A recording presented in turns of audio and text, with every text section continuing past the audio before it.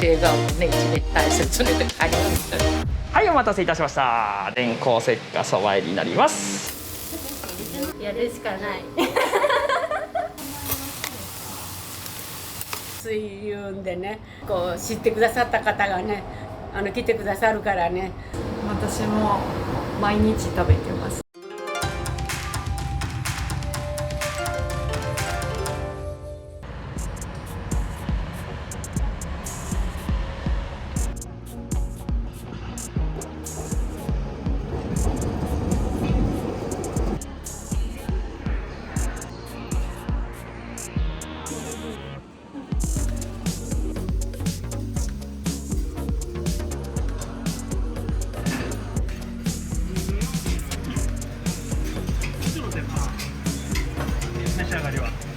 はい。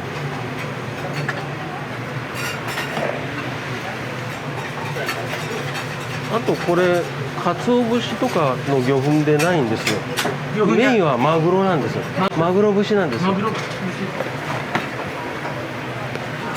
マグロがメインでちょっと作ってある魚粉で鹿児島から入れてます。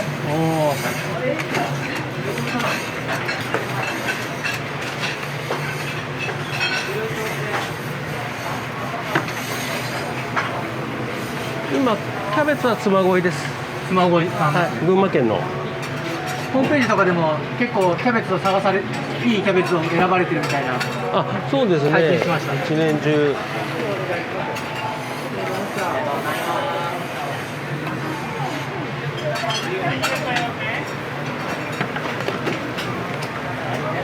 油臭くないんで。すみません。召し上がってみてください。もみじ豚ではないんですが、広島県産豚使ってます。広島県。匂いを嗅いでみてもらったら、味が全く変わってくるんで、やっぱり豚肉がここにあることによって、実は豚の肉って一挙に250度に上がっていくんですが、ばらつきがないんですよ。融点は牛肉も一緒なんですけど、豚肉は油がこう温度がまばらにならないんですよ。一律で230度とか240度になるんです。一気に焼ける。一挙に全面が240度に。牛肉なんかは230もある、210もある、200もあるみたいな上がり方をするんですけど、だから豚肉がお好みにとってとってもいいんですね。だからこうして一挙にこの豚肉の熱も含めて蒸していくっていう。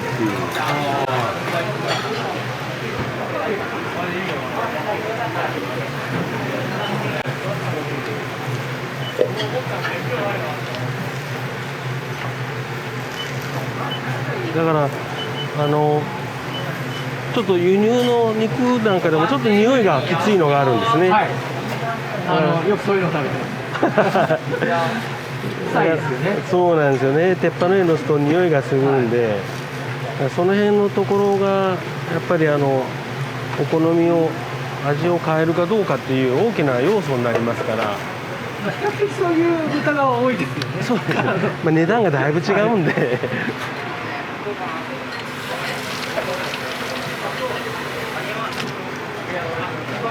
確かに広島お好み焼き B 級グルメではあるんですが、ただその B 級グルメの中に B クラスの肉とか使っちゃうと B じゃなくなりますから。だから実際にはまあちょっといろいろこだわって素材は使ってはいますけど、じゃあそれが果たして総合的にどれだけ役割を果たしてるかっていうと、まあなかなかいやまとまって食べたら全部美味しいわけです。そうですよね。まあそれを信じていろいろと一つ一つの素材にこだわってらっしゃるとですね。そうですね。まあそれの積み重ねだと思ってますから、はい。まあもやしも沼田の田中もやしさんから直接入れてるんで、うちは真空パックせずに入れてもらってるんですよ。もうその出荷。そうもやしでできたその状態をこう持ってきてもらうんで真空パックされてないんですよね。だからまあもやしがきれいです。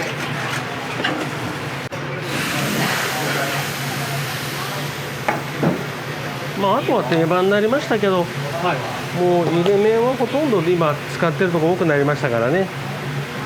ただこのケチャップがだんだん減ってます。ケチャップはあんまり見ないですね。はい、本当に減りましたね。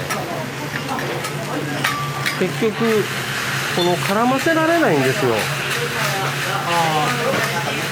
これが難しい。難しいんですね。だから私どものお好みの中でもこのそばの部分が一番やっぱり難易度が高いですね。イタリアンになってなるほど。そうなんですよ。味がスパゲッティになるんで。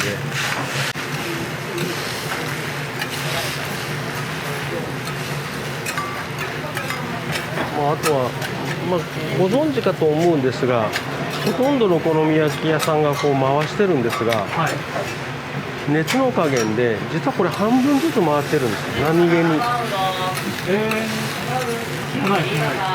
これで今半分回ってます。この辺からず練習の時見てみます。ずっと半分ずつ回るんで、あとは押さえてるお好み焼き屋さんっていうのは、多人鍋と一緒なんで、ちょうどこう真ん中に味がこう上がってきてますよね。それを均等に外に広げてやってるんですね。それを蒸れを感じながら手で押さえてるっていう、この辺もちょっと味が変わる大きな要素ですね。キャベツの水分を出してるじゃないんですよ。ないんですね。キャベツの水分を出してるっていうことはキャベツの旨味も出しちゃうんで、奥が難しいですね。だからキャベツの旨味を真ん中に集まったやつを均等に広げてやって、でここで止めてるんですよ。ここへ出たところで全部出し切らずに。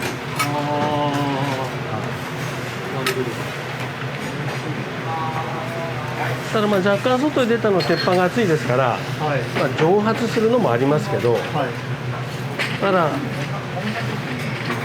闇雲に抑えたんだったらうまみからなんかみんな飛んできますからね。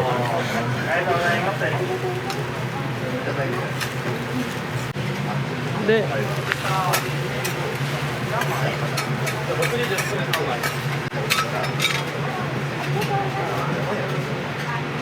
こちらはハープソースのこの甘口のソースです。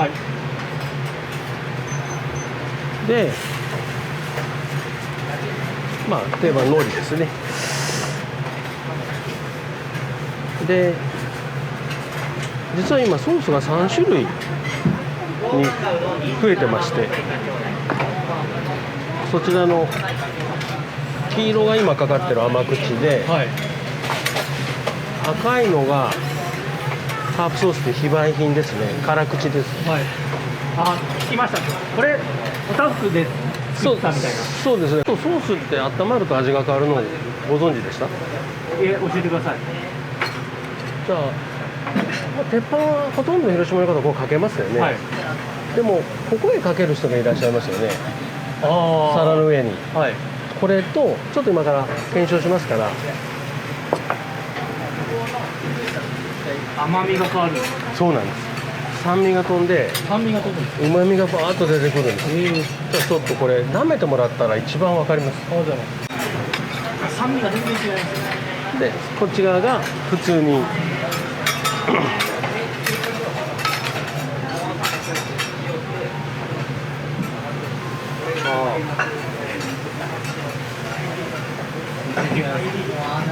だからここへかける方が美味しくなるんですね。で、私もほとんどこの鉄板の上に置いてるのもそのせいです。あったかいんですか？あったかいんです。このほのかに温まってる。煮詰まるとね、逆に辛くなるんですよ。少しあったかい。少しあったかい。それがこっちにかけていただく、一番美味しくなるソース。よくお客さんここでかけたりすると、味が変わってるってことですか？ソース自体はね、こっちの方が美味しいっていう。わかります。どうぞ。すいません、ありがとうございます。いえ。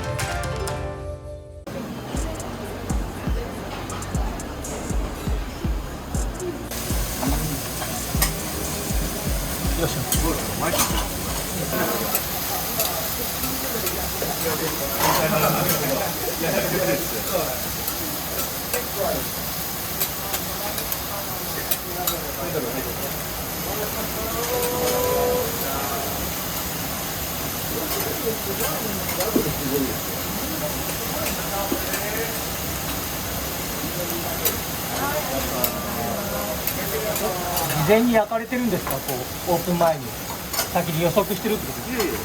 注文が来てから。ああ、ここまでは一緒だからみたいな。全然本当にもうこの時間になったらもう満席にもなって並んでるもう外ピクピクって並んでるんですよね、本当だったら。で今だとパークとかもやってるんで、もう来るんですかね、本当は。昨日もやってるんです。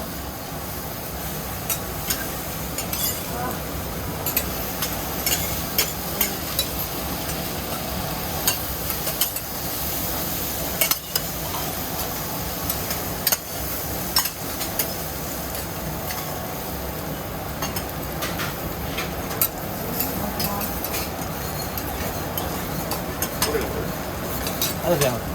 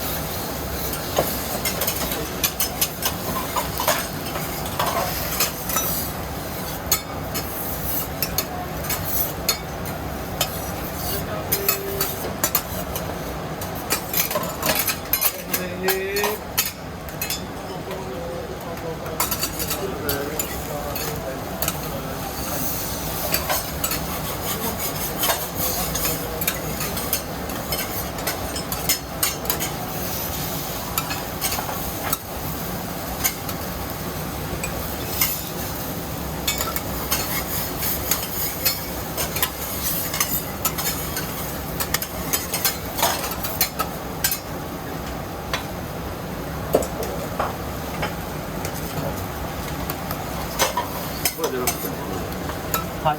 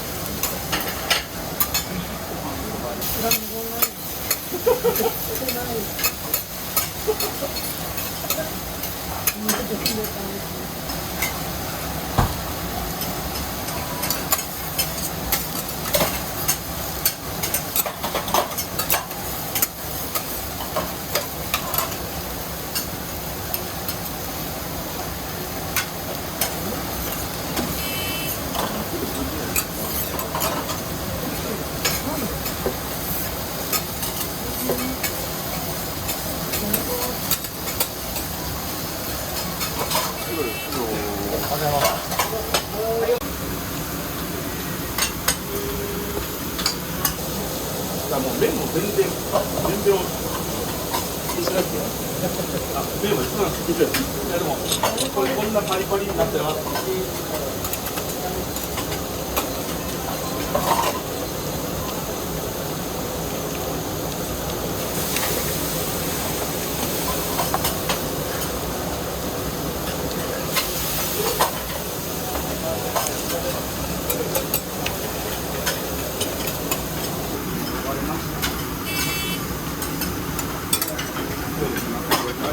1時ちょいでそのまま入ります。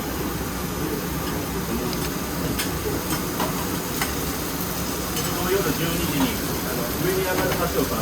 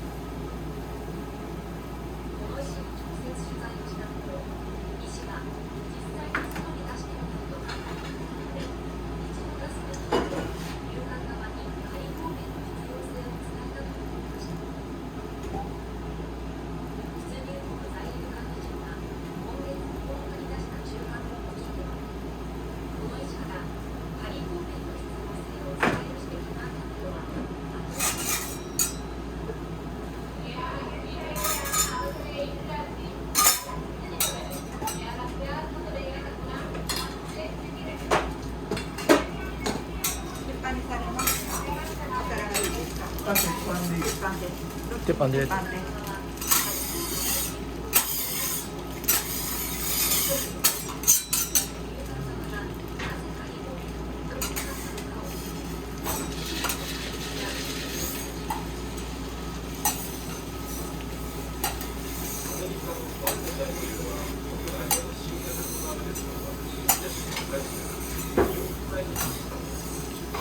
2枚でいいか。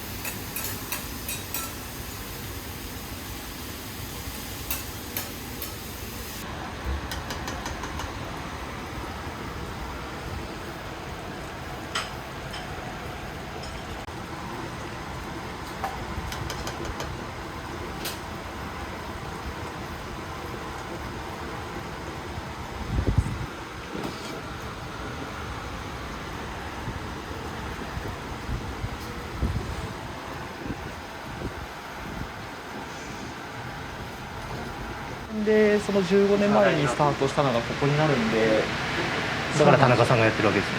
そうですね、やっぱりあくまでもこう、今うちも12店舗出させてもらってるんですけど、関東エリアで、今回の4月に九州の福岡初出店させてもらってるんですけど、あくまでもね、本店はやっぱここがスタートなんで、その分、我々もこうやっぱ思い入れは強いので、今ちょっとこういう状況なんですけど、なんとかここも守り抜いて、また以前のようなこう、にぎわいをこう戻せるように今しっかりみんなでねやらせてもらってるんですけど、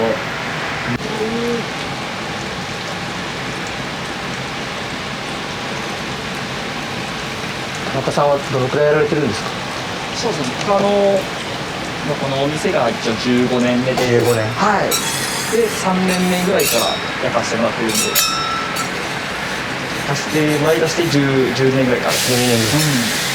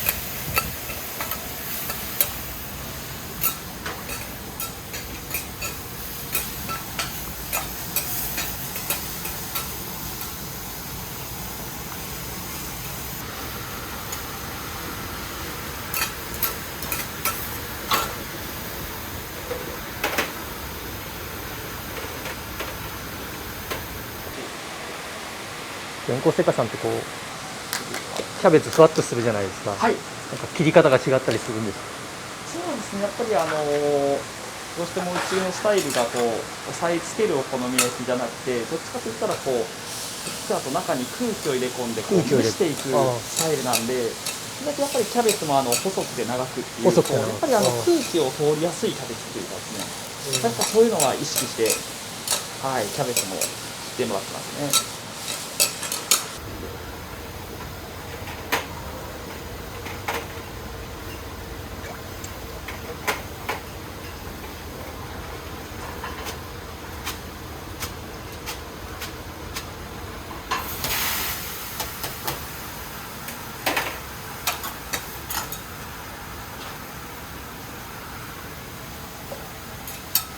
これは油でいいんですね。そうですね。これはもうサラダ油を。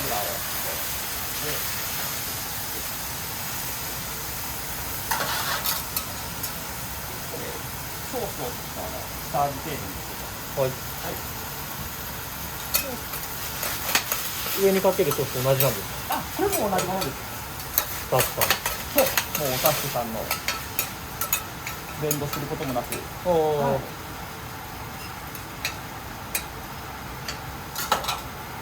すみません。でここで刻んだ大葉が、はい、特徴ですよね。そうですね。これがすごくいいアクセントなので、中にしっかり出てある。いいですね。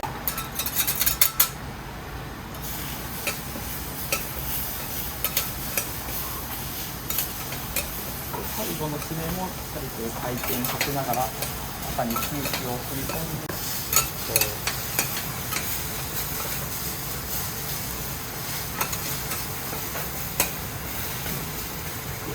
形を整えですね。上に乗せてですね。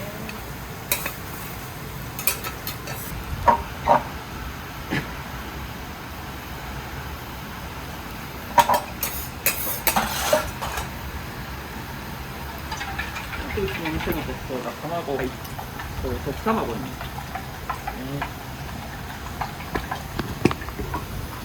溶いた卵を鉄板に流します。はい。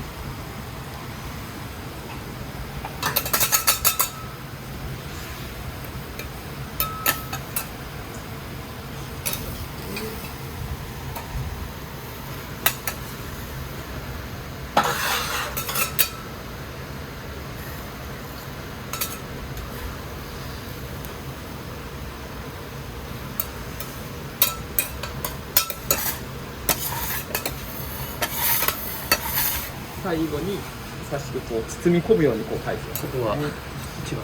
そうですね。こういった感じ。で包み込まれた後は形を整えながらドーム型に仕上げます。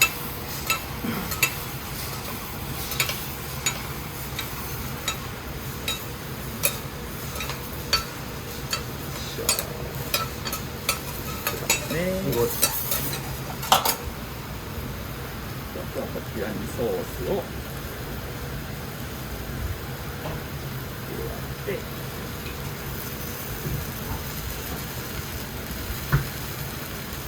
て、でネギもこれ京都から取り寄せてる九条ネギなんですけど、はい、これをしっかり上から高く持ってます。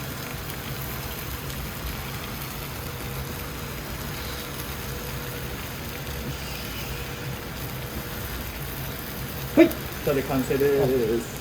ありがとうございます。確かにちょっと一風変わったお好み焼きにはなるんですけど、でももう我々としてはあくまでもこれがうちの広島スタイルのお好み焼きっていうことでですね。はい。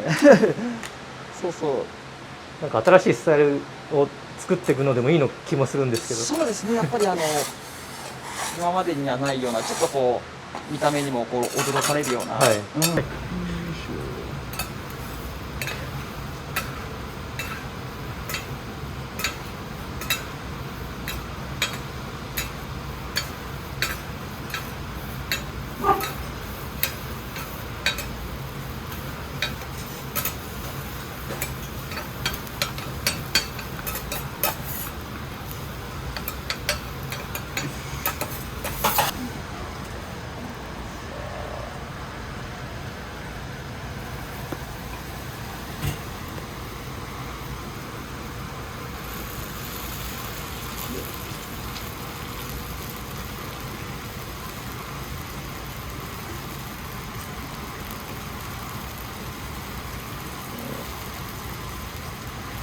はい、じゃあお待たせいたしました。天候石化のそば入りになります。はい、ごゆっくりどうぞ。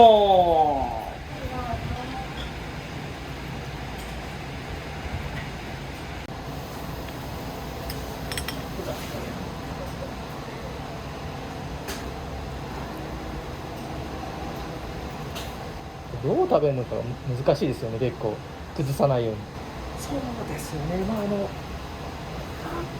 本的にはやっぱりこう結構横に1本ずつライン入れて、はい、そこからこう縦に一口ずつに切っててこう吸ってそれの繰り返しで食べるんですけど、こういってこうでまた次のレースいったらこうそしたらこう最後まで綺麗に保ちつつ。そうなんですよ。はい。結構でもね、皆さんそれなりのこだわりがこだわりがあります食べ方もね。まあ好きなように。特にちょっとうちのがねこういったフォルムなんで。はいはい。最後まで綺麗に食べると。あ、すみません。ありがとうございます。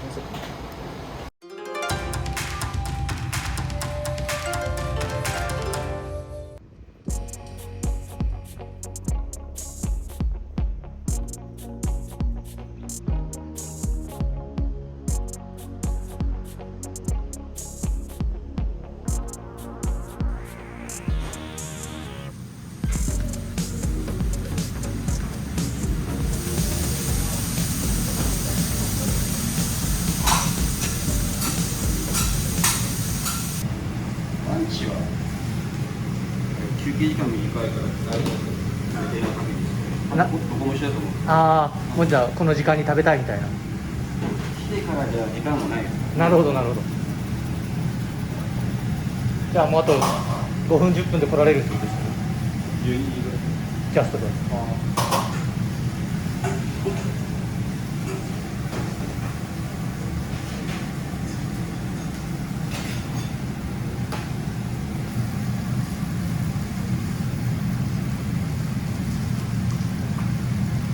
周辺のサラリーマンの方が多い。はい。曜日によって変わります。変わります。とかは会社内で休みだから。遠くから。そう。まあ今こんなだからあれだけど、はい。観光客とか。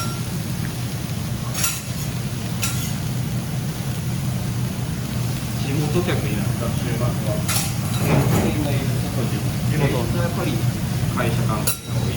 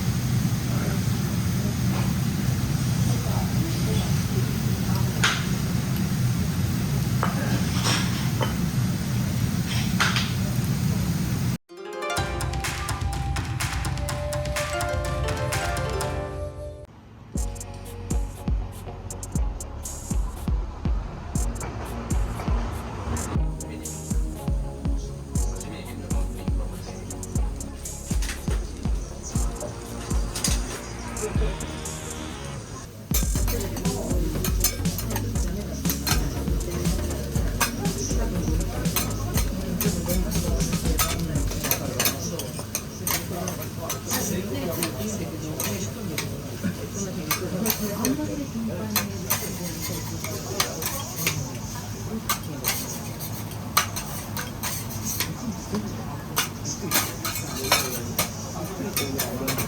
ういうチャンネルなんですか？そうですそうです。そば玉シングル、このそばのシングルやっぱ半熟で早い。200円のじゃあチーズネギだ。ああなるほど。でもしんどい熱じゃなくて。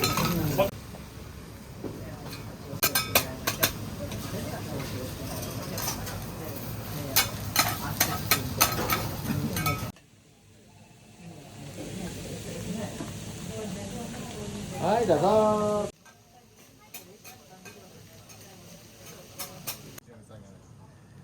じゃあイラスト全部描かれてるんですね。イラスト嫁が全部描くの。どっかで修行されたってことですか？修行はしてましたね。もう今20年目って言いましたけど。修行4年ぐらいさせてもらって。あ、でお店オープンして20年。20年。すごいです。お好み焼きはこうやっぱり人気の秘訣みたいなってこう何をこう大事にされてたりするんですか？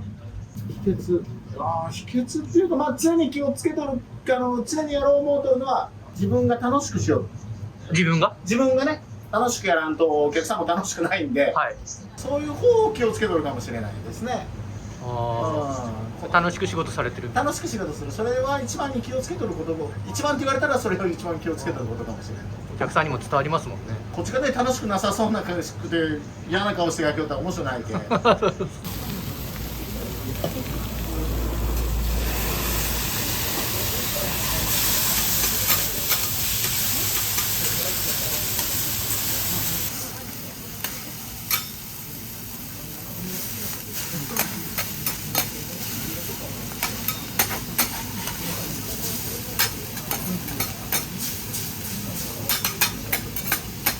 ありがとうございます。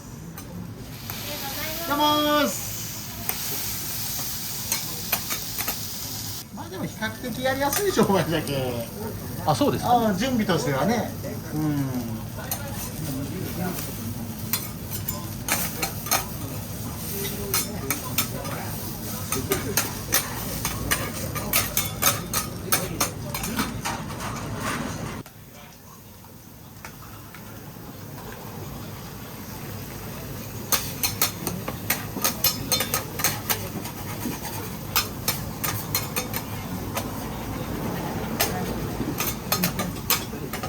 いらっしゃいませ。はい、こんにちは。先日だどうも。ありがとうございます。わかりました。そばに来たま一枚。はい、ありがとうございます。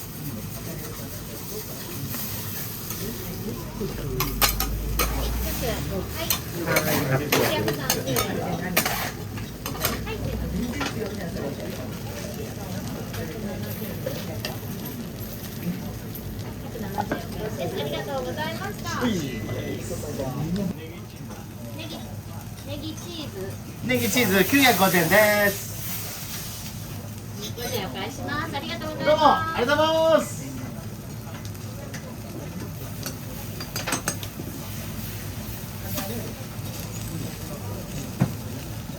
ふわふわです。1900円です。はい、2000円お預かりします。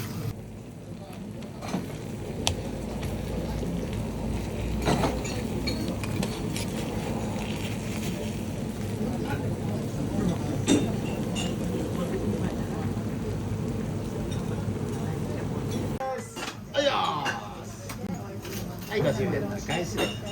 また来るね。ありがとう。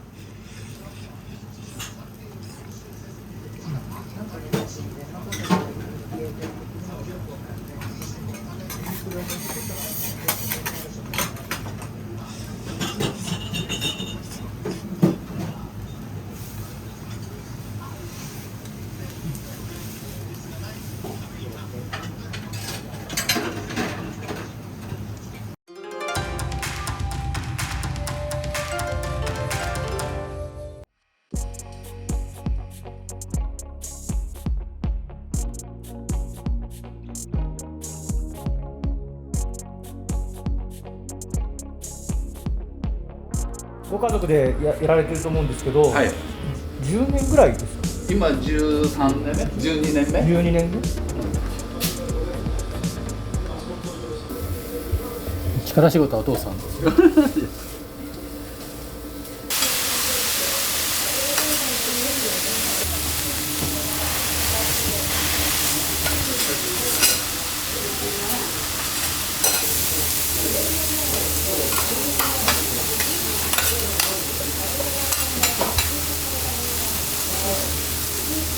卵がなんか出汁の味がするんですよ、これ。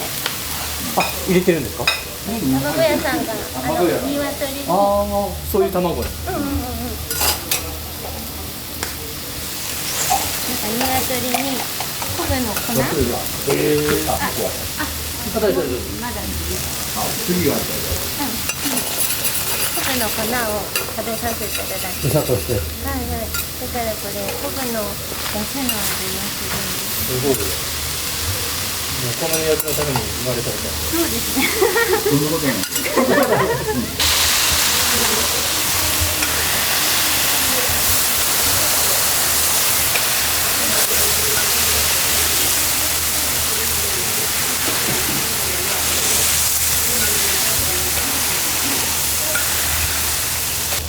お声がもうないみたい。そうね、なんかね。鉄であ、じゃあ鉄板屋さんというか作ってもらう。鉄工所で鉄工所か。マッチングだと思うんですよ。だからどれかが強すぎても良くなって、お肉にしろキャベツにしろ卵にしろ工夫いうもんはなくて、ただマッチングですよね。それだけで美味しいか美味しくないかじゃないかなと思ってます。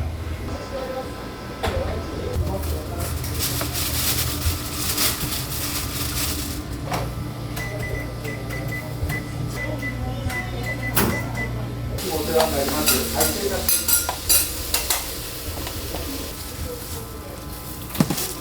っぱり作り手が違ったら味とかもなんか変わるみたいで、キャベツとかも握る量とか男の人だといっぱい入ったりとかして、だから測ってるとなんか均等になるような感じがします。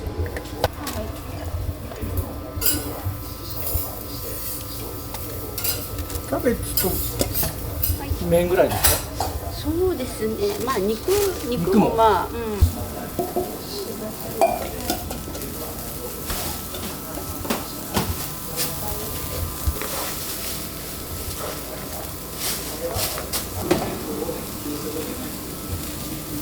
ちはあんまりもやしはたくさん入れません。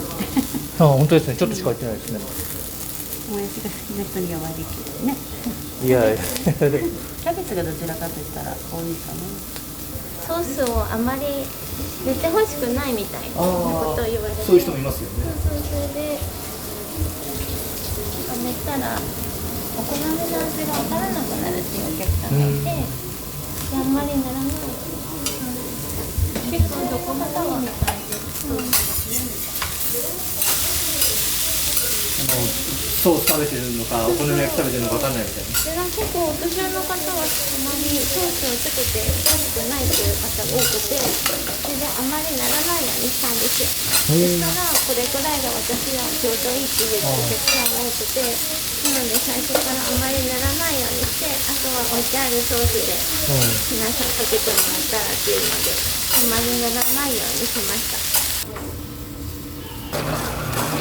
あ、じゃあなくなったら切るって感じですね。そんな感じです。はい。いつも車で来られたお客さんは前の道路が危ないから見送るんですよ。あ、もう一回ですか？見送るんですよ。あ、見送るんですか？あ。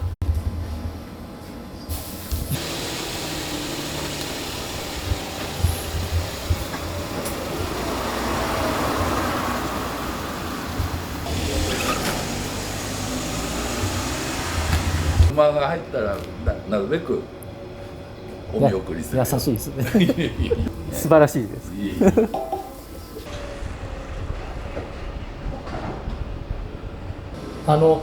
ちょっと答えづらかったらあれですけど、今お父さんとお母さんいらっしゃらないからですけど、こうお二人が一緒にやろうっていうのはこうきっかけがあったんですか？例えばお姉ちゃんがもうやるかもしれなかったとか。いや、やんなかった。私たちが双子な分ずっと高校も小中高と一緒に行ってきたんですよ。はい。で高校もねずっと一緒で同じ学校に。同じ学校に通就って活もしたけどお互いダメで見つからなくてフリーターみたいな感じでずっとやってて、急にお母さんお父さんがね辞めるっていう話になって、はい。で辞めるのを知ってたんですよ、はいはい新聞屋さん辞めるっていうので夜呼ばれて、そうはい呼ばれて誰です？お母さん。お父さんにお父さん。前触れもなかったんですよ言われて「え何?」って言ったら「なんか新聞やめてお好み焼きやろうと思う」って言われてえってなるじゃないですか。なるなるなる私たちもどうしようって思ってやらないってことです。言われたんですね。やりたいっていうよりも急な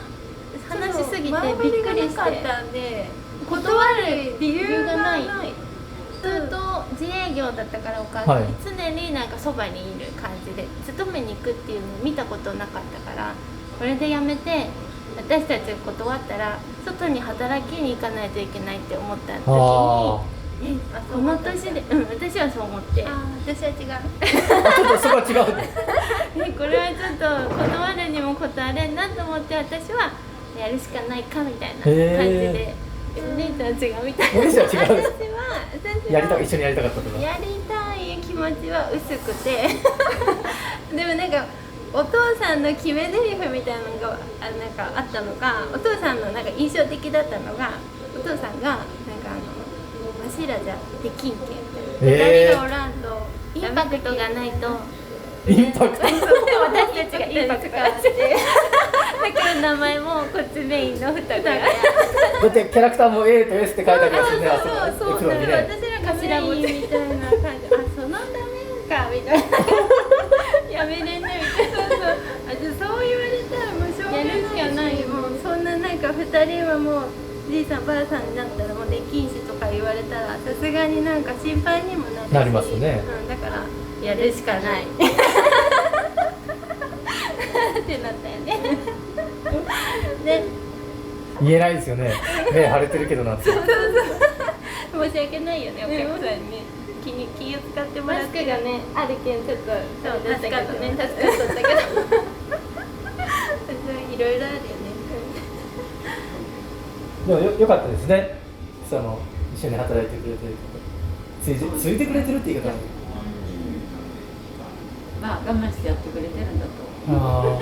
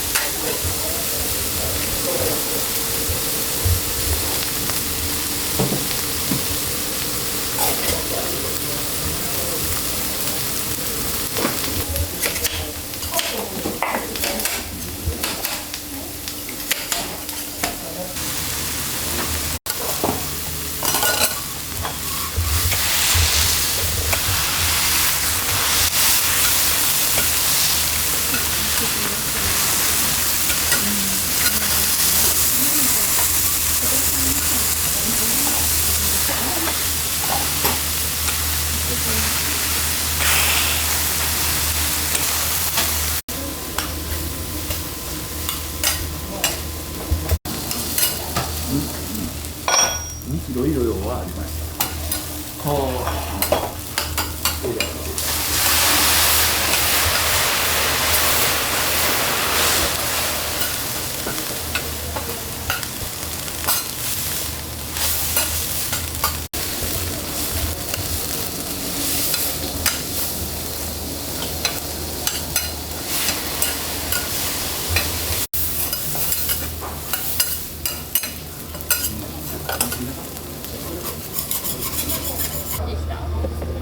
1分でしたよ。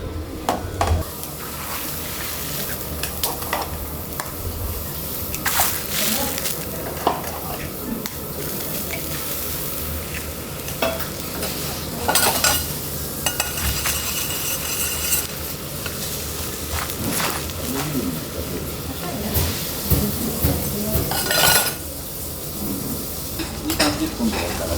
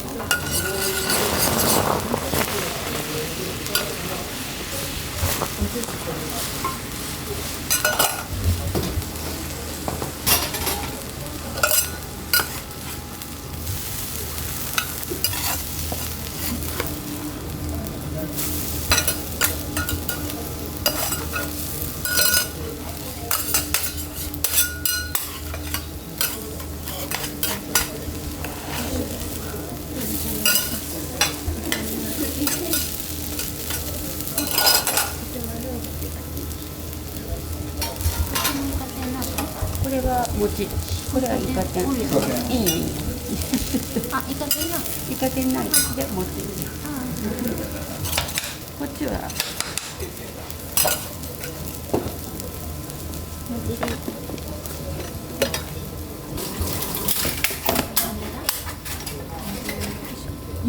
これがそば。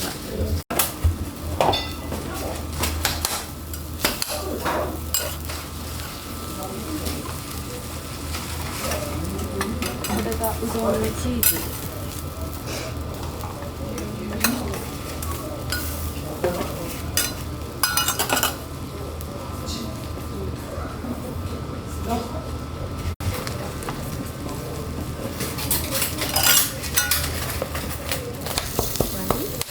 これがイカ天と餅。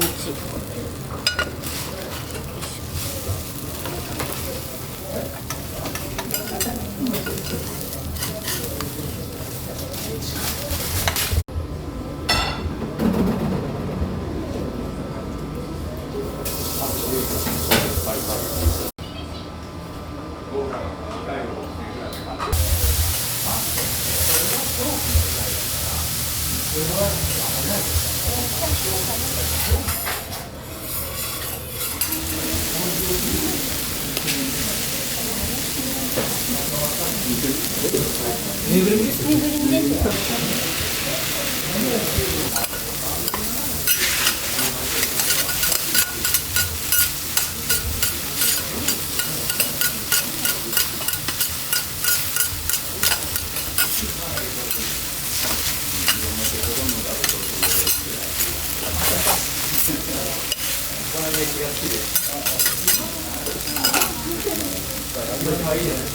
いつでも食べれる。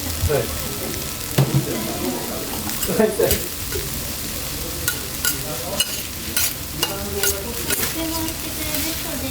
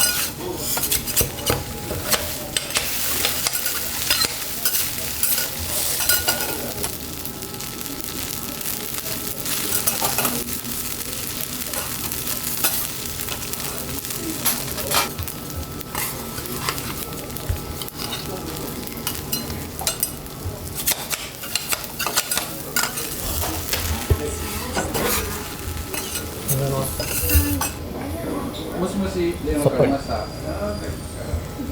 あ、いいです。はい、すみません。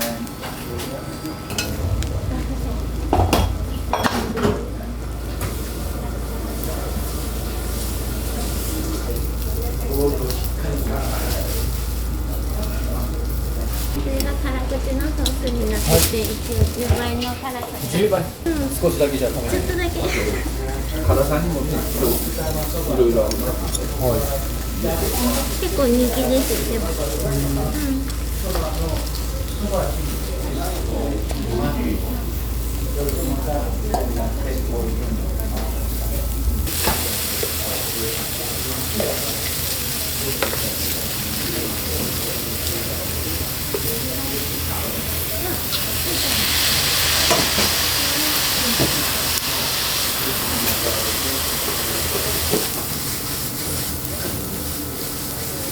お好み屋になってからそうあれですけどね。だいぶもう変わりました。丸くなって。丸くなった。でも、若い時より、全然怖がってて。絶対私らと結婚したくないって言われます。男子に早く帰った方がいいよって促されるんです。お父さん芸人怒られるよって。どうもじゃあありがとうございました。ありがとうございました。いろいろと。また来てください。ありがとうございます。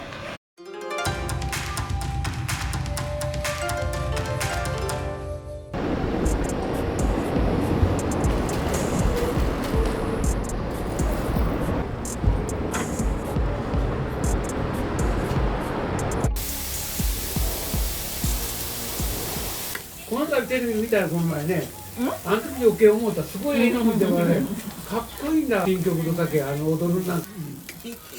青野君が好きだったんだよね。青野君ね。スターになったね、顔が。イカ天ですか。これはイカ天。僕は貧乏で芸人。そんなことないです。で、金持ちに勝てたいこと言う。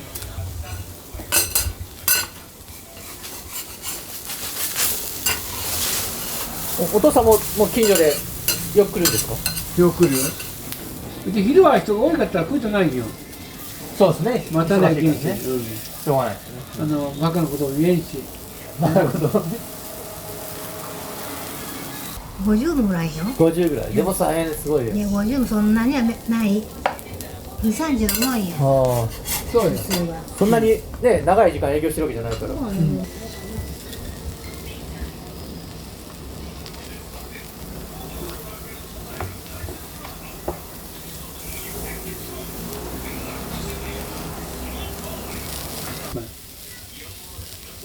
赤のよう考えたので、泣いたことんかあるんかな、この先がね。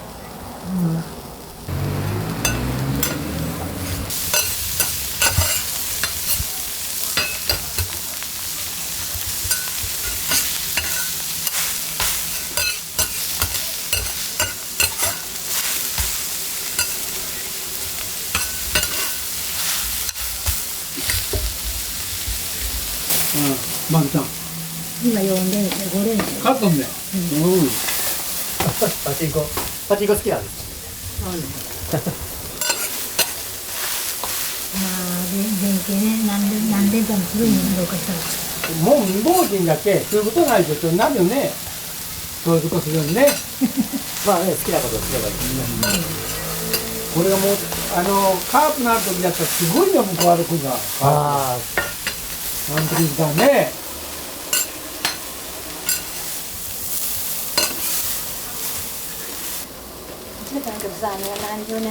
何十年もばっかり。中学の時から来ててお兄さんでまあ50何倍の。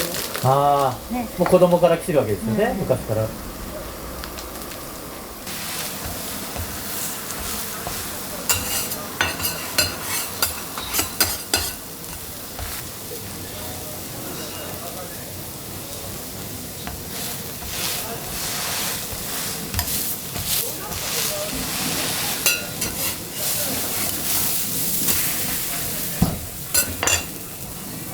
目が美味しい、心が美味しいとかね、自分の口の音とか。そうみんなね、ありますよね。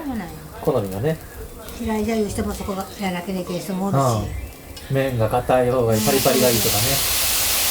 特に鍋の朝くらいパリパリがいい。パリパリ最近はハリバリですよね。ね。油いっぱい引いて油。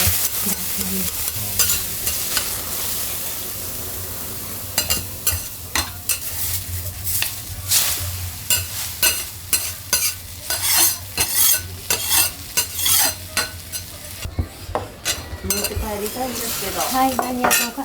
水玉そばと、はい水玉うどん。うどんと、うどんとそばね。はい。はい。ちょっと待ってね。はい。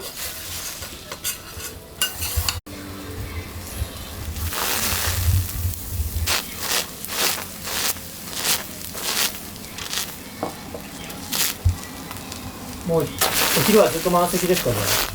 いや、わからん。わからん。う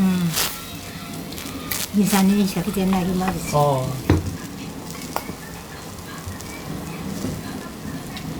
これ逆に商売見てしょうがないよね。うん、うん。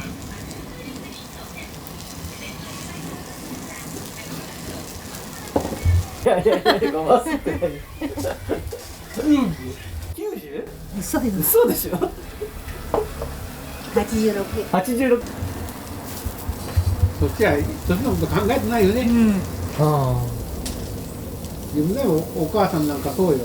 そっち考えてないじゃない思うよ。考えせへんとしな。でいつまでも働けるといいですよね。そうなんや。こう目指してね、こう不安こう持って帰ると思うよね。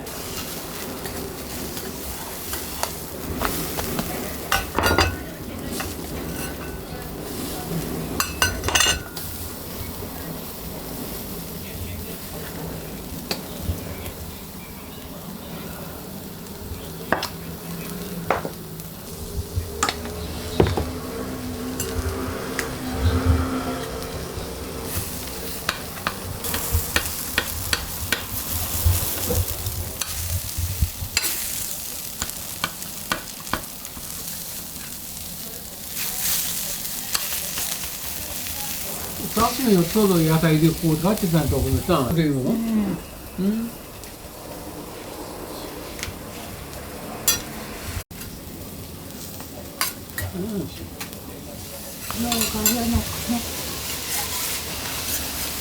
油大変やからな。もう大変よ、年取ったら。足がなかったらね。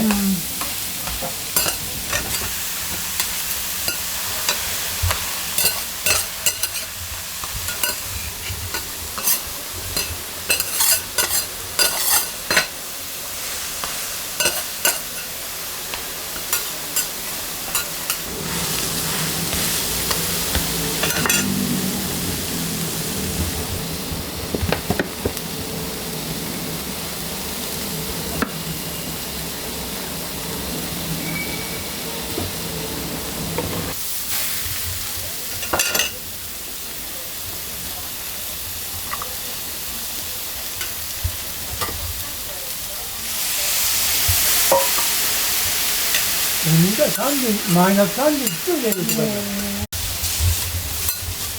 夏に入れると思うでこう新幹線で買うんですね。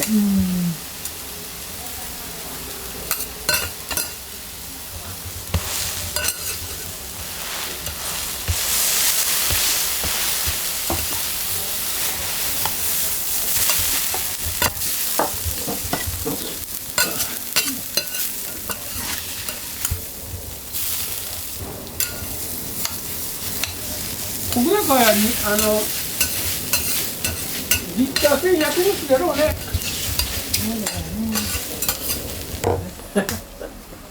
かわいいんだろうってね、お母さん見てから。これいるか好きよ。これ薄いな。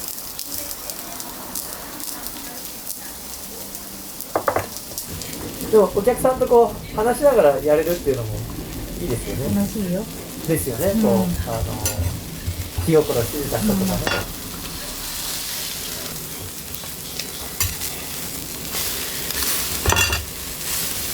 地元の人と観光客の人とかどっちが半々ぐらいですか？前は地元が多かったけど、今地元が少ないね。地元少ない？ああ、みんな地元の人も年取ったのかな。そうや、もう引っ越したり亡くなったり。でももうここ最近県外の人が多い。磨くのも大変ですよね。もうずっと使ってるから曲がってるんですかね。もともとそうなかった。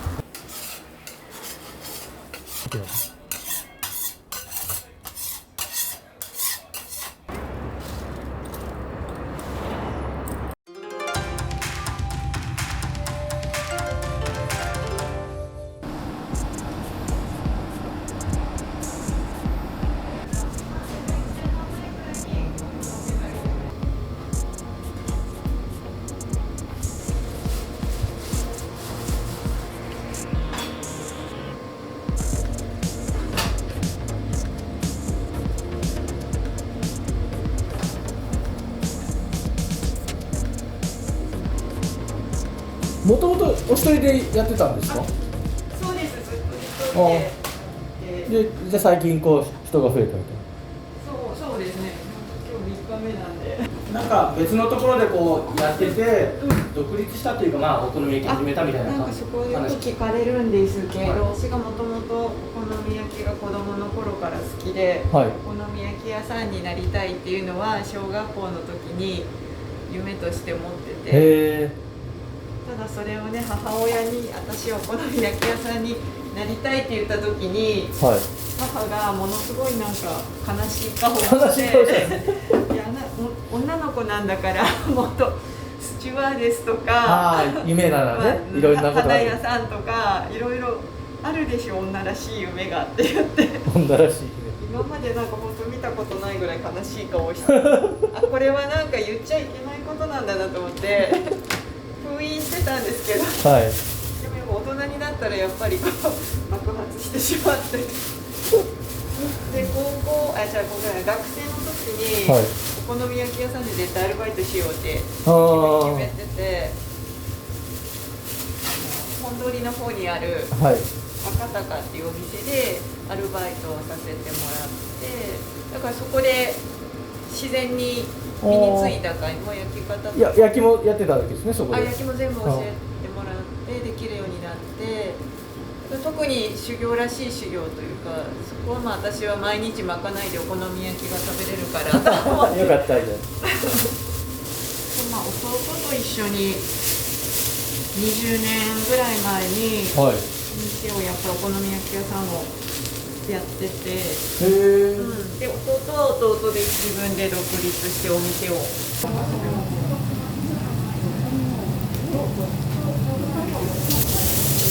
ランチはどんな感じですか？もう11時になって結構お客さんが入ってくる感じですか？いやもう本当にその日によって全然違ってサラリーマンの方が多いんですかね？住宅街サラリーマンの方たちは、まあ、12時回ったぐらいから来られて、あとは昼からお酒飲まれる方もいらっしゃいますし、いいですよね、結構この辺りってお好み焼き屋さんも多いし、はい、まあ、それこそお隣さんはすごい有名なお店だったりするじゃないですか、すごい調べとってまあやっていけるかなみたいな思いがもちろんありました。最初はね、たくさん来てくれるかなはすごいやりました。まあでも場所は東雲では一応飲食街なのでいい場所ではありますよね。いいですね。だってすごく思ったのは飲食店が並んでるからまあ、お隣とかね行列ができてたりして、時間がない方はこっちに流れてきたりするのかなって最初は思ってたんですけど、全然それはなくてお隣を目指していく人はお隣にしか行かないし、逆にうちを目指して来てくれる方はやっぱりうちが閉まってたら逆に行かずに帰ったり、まあ行かれる方もいるかもしれないという感じなので。やっぱりうちはうちの味を出してマイペースに行くしかないんだなっていうのはすごい思いましたね。はーい。うどんを半分も2枚。半分2枚ですね。わかりました。はーい。ありがとうございます。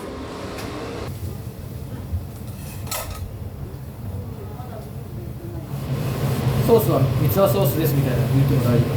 大丈夫です。三つ葉大好きなんで私ちょっと混ぜてブレンドしてますでも圧倒的に三つ葉、一番はキャベツのカットの仕方は一番気を使ってます。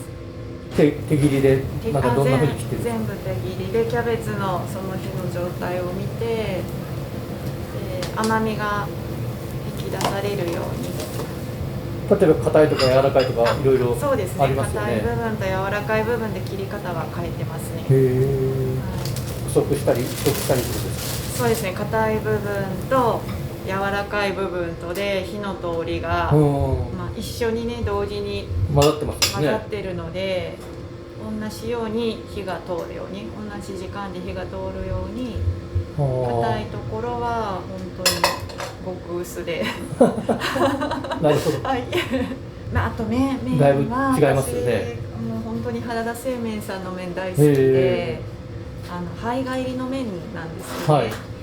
その胚芽の風味がものすごくよくって自然な甘みが出て、はい、でとっても繊細で上品で美味しい麺だと思ってるのでその良さも引き出しつつ、だからそのキャベツの甘みと、はい、麺の甘みと自然な甘みで優しい味だねってお客さんは言ってくれるんですけど、そこにソースのはい、スパイスが加わって甘みを引き立ててくれるので、はい、このバランスは私とってもいいと思ってて、はい、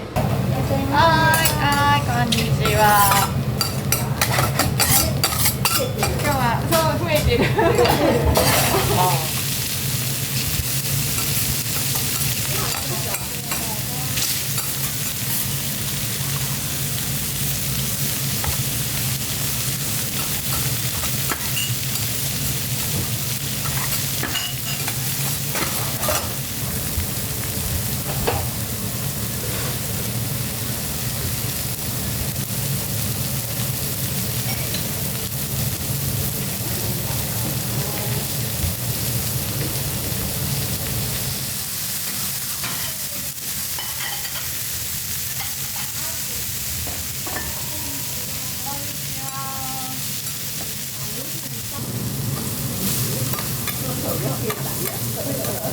なんでそのお好み焼きの好きになった理由みたいなのあるんですか？やっぱりお好み焼きちっちゃい頃にはい。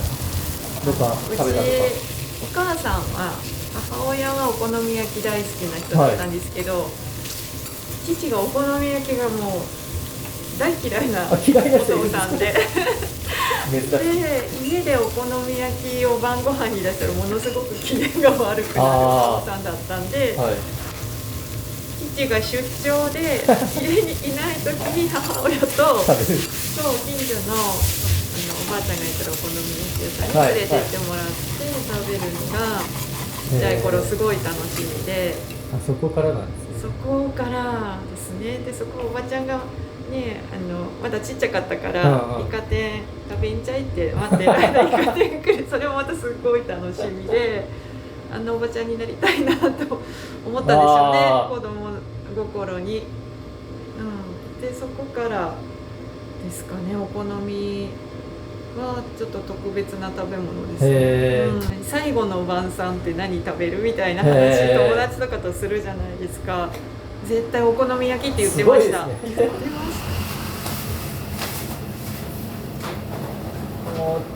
結構重労働でもあるじゃないですか、鉄板で焼いてて、でもなんかその辺はあまり深く考えずに始めたので、80歳とか90歳に、おばあちゃんもやってるお店もありますもんね。しますすごい、だから尊敬ですね。あと何十年もできますもんね。そうですね。食べれますよね。そのためにやっぱりでも筋肉大事だなってすごい思って、なるほど。休みの日はジムに行ってちょっと鍛えたりもしてるんですけど。それはお店の名前につながるんですか？それが全然関係なくてお店の名前は私が島の出身なので、方言で、待ってるよっていうのをちょっとなまって語尾がチョルになるんです、それでマッチョルよから取ってマッチョにしたんです。大抵の方がマッチョなお兄さんが焼いてると思ってきましたって言って全然違いますね。なんかお店の看板の前にもマッチョリオって書いてありますもんね。マッチョリオで振り返った時にマッチョリオもありますね。80、90になっておばあちゃんがマッチョっていうお店やってたらちょっと面白い面白い面白い面白い。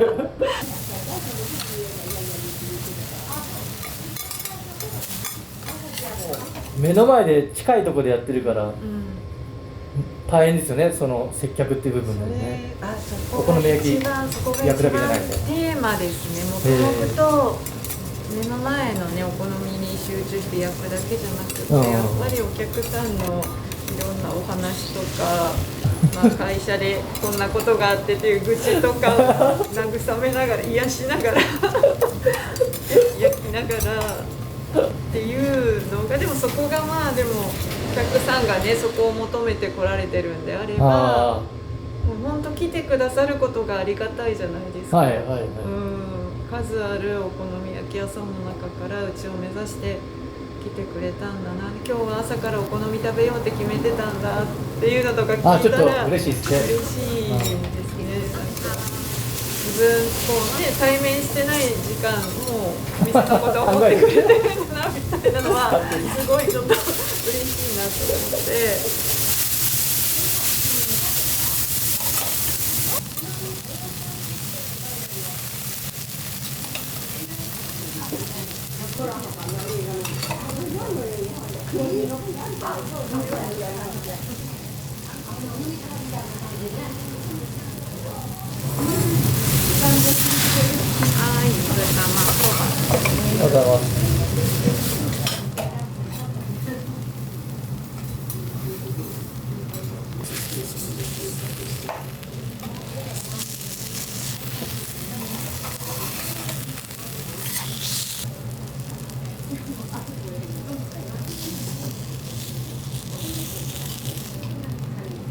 焼くのも楽しい、もちろん好きですし、自分が作った味を共感して美味しかったよって言ってもらえることが本当に何より嬉しいですけど、でもぶっちゃけお好み焼き屋さんをしたら自分で毎日鉄板でお好み焼き食べれるっていうのも結構半分ぐらいあります。一生焼きたいなっていうのは思いますね。いいですね。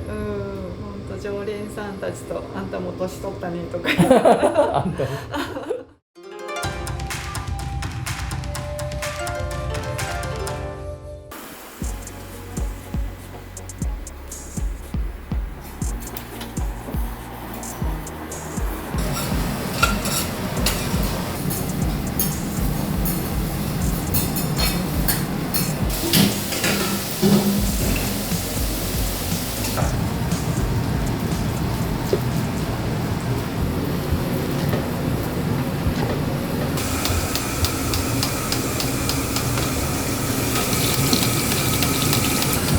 水ですか？そうです。冷やすじゃないと打ち粉がついてるんで、それを洗い取ってあげてぬめりを取る感じ。ぬめりを。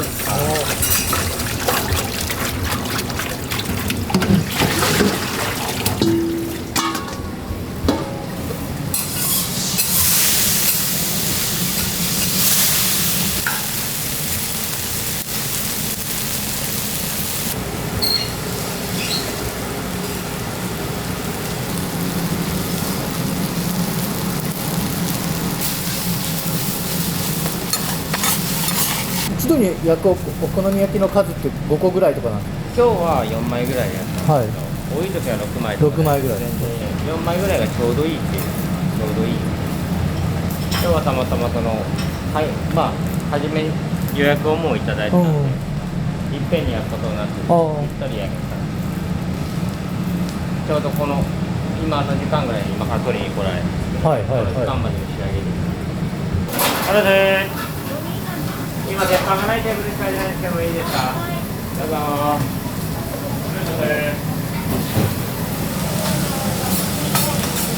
WBC のおかげで全然ダメです。お客さんが全然来なかった。店から来たんで。皆さんやっぱそうかな。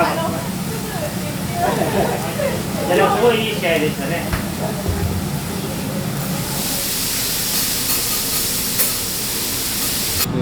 おじいちゃんが生前に小料理屋さんを、板前さんを雇って、やられてた時の看板で、まあ僕小学校まあ、3年生かぐらいの時におじいちゃんも亡くなっていないんですけど、その屋号を決める時に何がいいかなと思って、まあ、たまたまその時のおじいちゃんとその看板の時代の写真が時代はだからおじいちゃんの直筆なんで。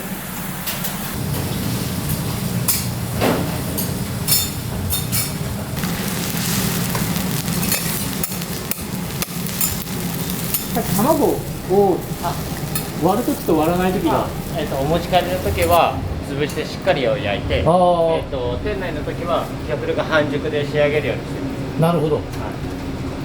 どうしてもお持ち帰りだと食中毒とかそういったことが懸念されるんで、そういうことを回避していかないと。それってどこのお店も一緒なんですか？そうですね、僕は8章で習った時はそうやって教わりました。今が、5月で8年になる。8年。はい。で、前のところ、8章さんで修行させていただいたのが7年。7年。はい。裏をお世話になりました。どちらのお店でやられてたんですか？8章の五日市店。五日市店。はい。もともと僕が地元が五日市なので、はい。どうしても五日市でやりたいっていうのを思わせて。7年やられてて、独立する人としない人とかっていると思うんですけど、はい、そういうのはなんかあるんですか？そうですね、僕はもうずっと、まあ、入る前からもそうですけど、お店を持ちたいっていうのはずっと思ってたので、それが何かっていうのは自分の中ではまだなかったんですけど、で、ファッションさんで教えていただいた技術で、やっぱ自信にすごくなりましたし、そうですね、お好み焼きで、まあ、勝負してみようじゃないですけど、お店を開こうっていうのを思いました。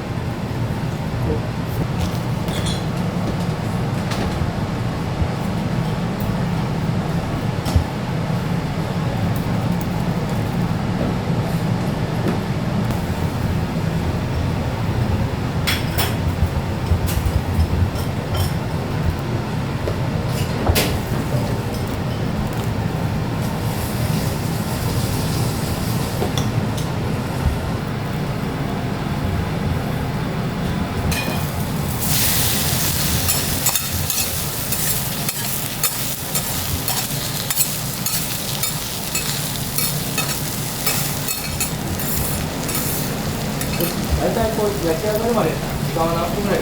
大体15分から20分。はい。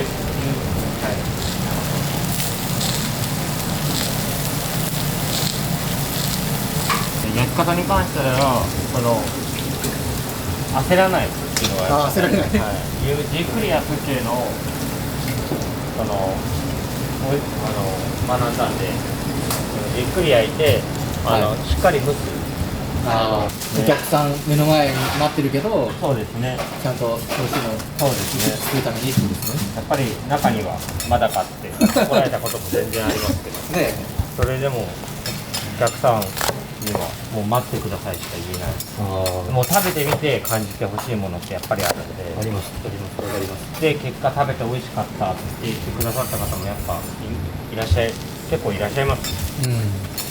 待つけいいっていう人も中にはこの待ってる間が好きなんよって言ってくださる方もいます。ありがたいことにいいお客さんに恵まれて、まあ、お話ししながら待ってる間お話ししながらとかいろんなまあ広島ならではのカープの話とか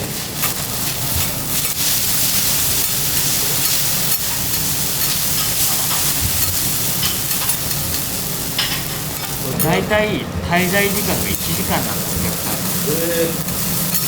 長いですね。注文いただいて焼いて食べてって言ったら約1時間いただくんで、ただ電話で注文いただいてての方が回転率やっぱり上がります。お電話でご予約いただいた時には極力お好み焼きのご注文は大丈夫ですかって聞くようにして聞いてましたよね。でも大丈夫ってやっぱ中に入れてから言いますよね、みんなね。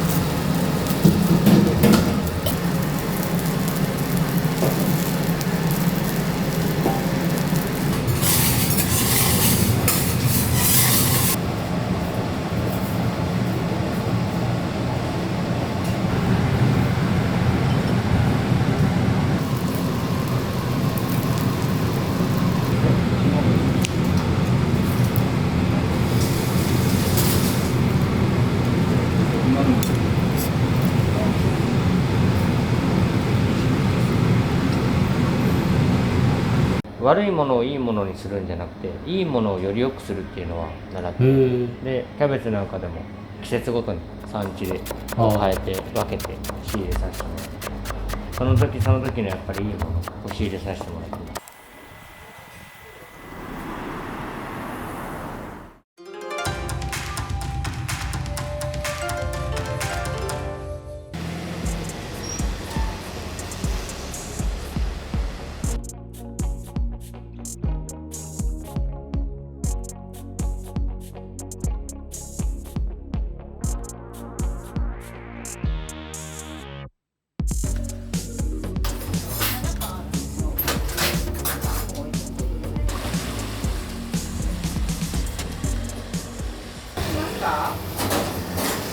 はい、ではお待ちして。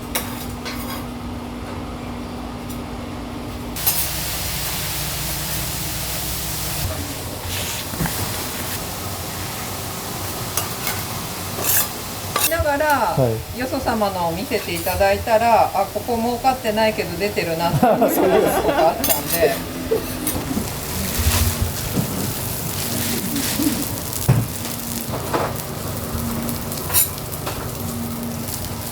天かすか何か入ってるんですよね。はい、天かすが入ってます。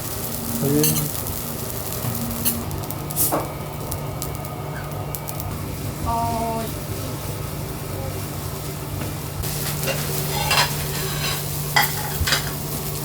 どのくらい働かれてるんですか。私ですか、はい、私は3年ぐらい。ああ、すごい長いですね。長い。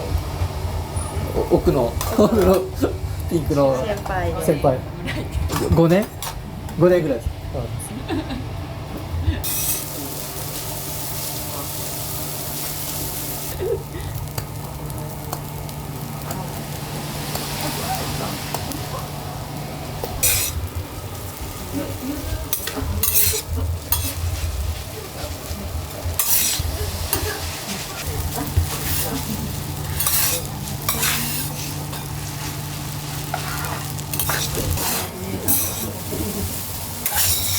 最初にそばにソースをつけといて、それをお好みの中に入れ込んでいくっていう感じです。お好み焼きのそうです。そばですね。はい。で、これを全部お好みの中に入れる感じです。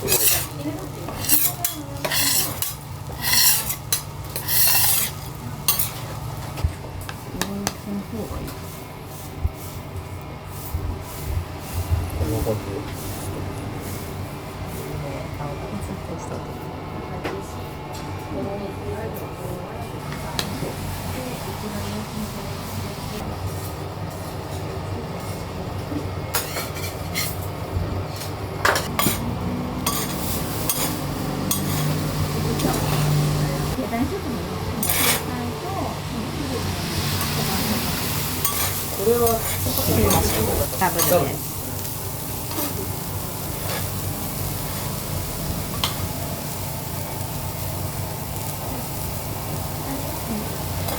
いいですか。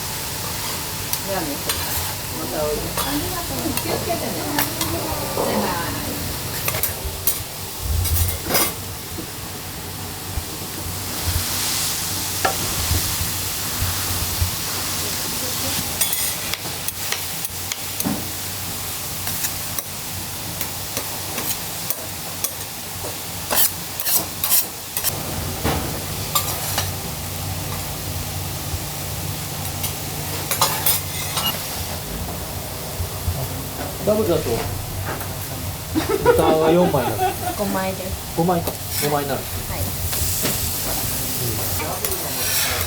ダブルは15分ぐらいかかります。シングル5分ぐらい。ごめんなさい。またお願いします。結構大変ですね。力入れますね。愛情です。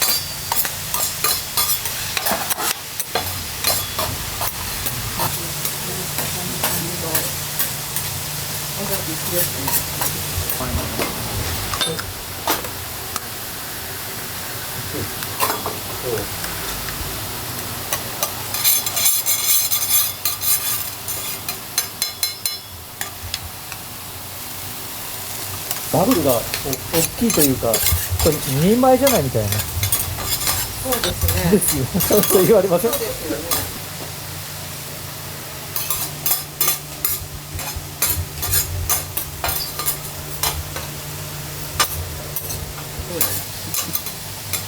ダブルのお得ですよね。そうですそうです。お得です。お得です。上にかける。そうなんですよ。皆さんガーリック大好きなんです。はい。4枚。まだあります。はい。はい。はい。マトが板天入りガーリックありが1名、ここまでを1袋に入れるんですね。で、うどんのシングルサイズの肉ダブルガーリックありを1枚をさっきから気になってるんですけど、天かすがこう最初から混ざってますよね。どっかで混ぜてるんですか。そうですね。仕込みの時点で天かす仕込みのを混ぜて。一回焼いてるんですか。なんか。いや、混ぜる時なんですけど、麺屋さんから仕入れた後にちょっとした味をつける感じで、今も別物のお好み焼きで、はい、この蒸し麺をはい、焼きそばの状態にして作り置きにして、でお好み焼きにしていくっていうお店がかなりないんですよ。ないんですよ。で、もともとのこの焼き方、そうですそうです。それをずっとこの店ではやってるので、重ねて重しを置いて焼き上げるっていうスタイルが多分昔の焼き方なんだと思います。この重しを使うお店も少ないですよね。そうなんです。だからこの重しを使うお店が何割ぐらいかって質問したんよね。誰にですか。その重しを作る人。協会。に。したら誰もそれは把握してないっていう返事が返ってきたんで、まあでもこういうのを見られて珍しいなって思われるから、やっぱりどのぐらいの割合そういう店が残ってるかっていうのは今から調べようと思います。私。当時に1400件回って1400件あるんです広島に。これなんて読むんですか。なんて呼んでるんですか。重しです。重しですけど、アマゾンで買うときはチキン肉抑えって書いてある。チキンソテー用って書いてあるんだよ。うどんのシングルで野菜がダブルですね。で、うどんだけガーリックなしで。はい、お待ちしております。シングルはなしで。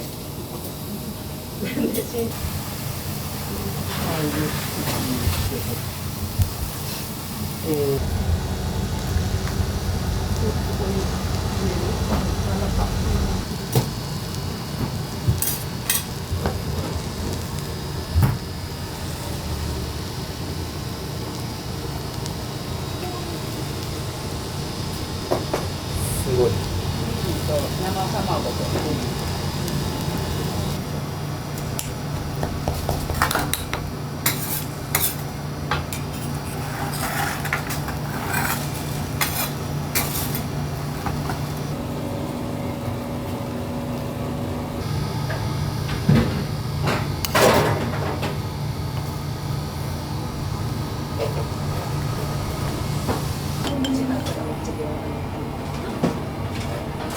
日曜日そうだったんや。そうなん。日日曜の6時半から電話が鳴りっぱなしになってる。ただやっぱり10年ぶりに来たとか本当大学時代にこの辺に住んでてっていうお客様も時々お見えになられますんで、そういう方々はやっぱり味が変わってないよねって言って焼きたて食べられた時にこっちを揃えて皆さんおっしゃるので、なのでもし来られるのであれば平日のお昼間とか夕方は割とゆっくりしているので、土日に関しましてはお電話1本いただけるとお待たせもしないですし、ぜひお電話いただければ助かります。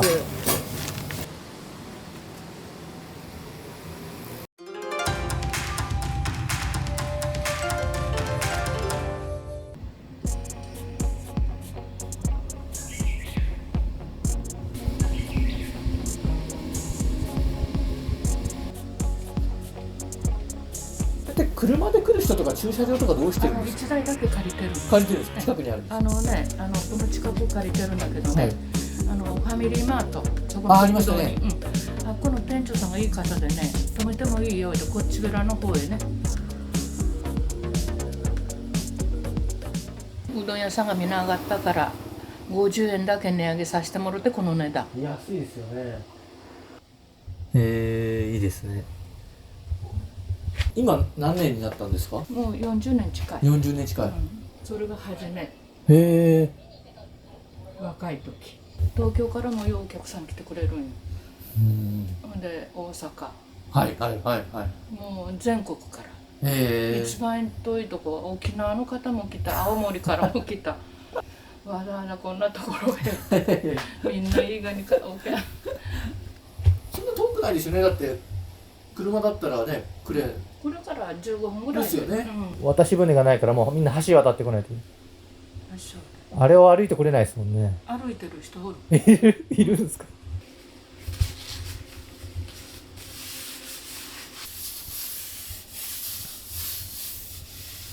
名店入ってすごい。で去年送ってきてくれたんだけどね。月に1回だけ休みが。第3日曜だけ休みです。定休日とか少ないの？月に1回。結構ね遅くまでやってますけど今は。いや最初はこの時間までしてたんですよ。今はね6時ちょっと過ぎに。6時。でお客様おったら帰れんしね。まあね。でのれん入れてきちっと鉄板してさあ帰るだら入ってくる人がおるので、それでもよう断らんけ。材料があったら焼いてあげる。やっぱりそうしとったらまた来てくれるから、一回断ったらねあれだけいいよいいよって焼いてあげるよ、焼いてあげる。これもう形が曲がってる。ものすごく使ってるこれ。ダブルはいわかりました。何時今11時半はいいつもありがとうございます。はいありがとう。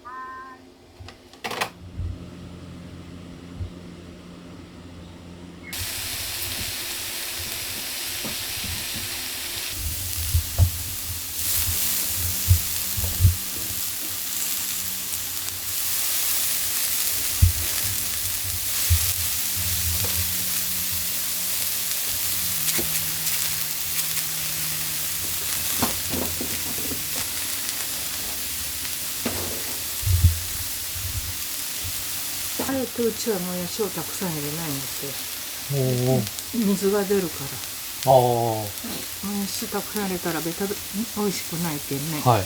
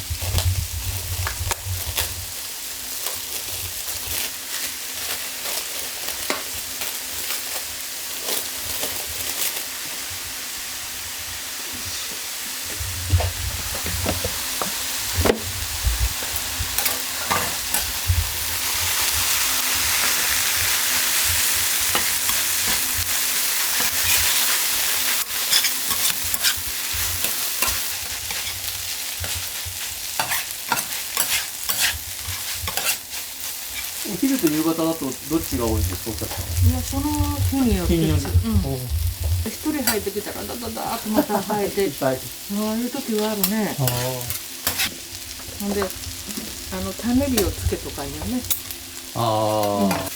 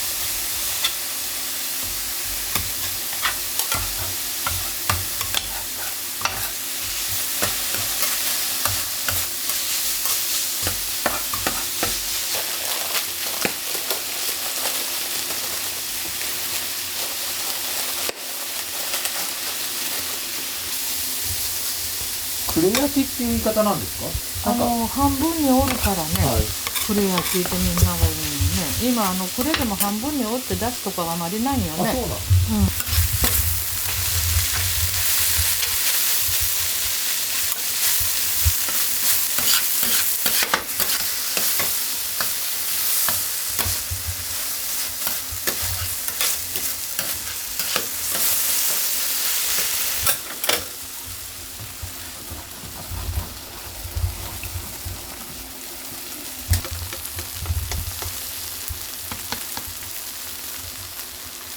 うちのこのベースが美味しいね言うてくれる。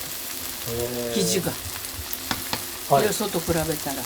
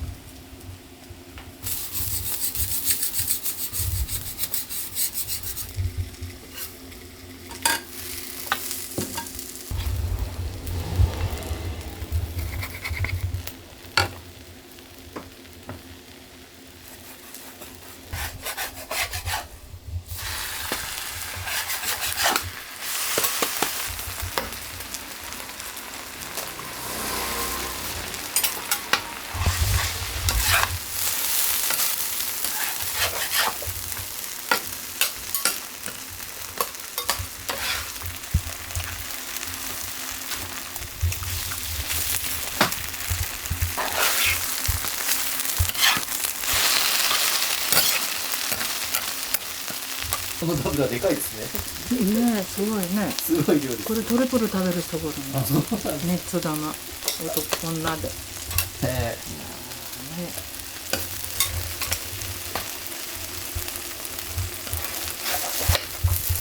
はい、ですね。はい。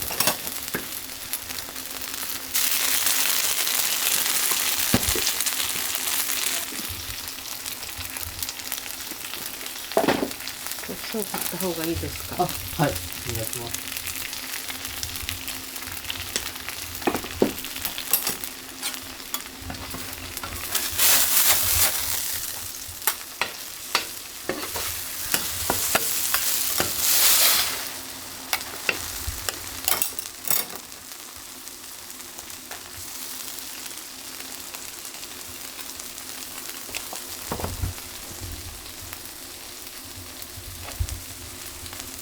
はい、どうぞ。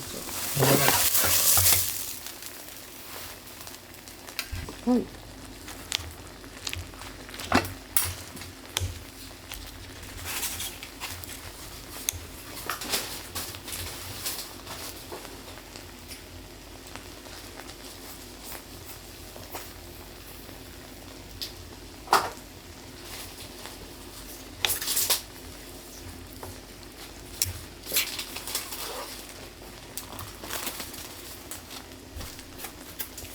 いや、ありがとう。気をつけてね。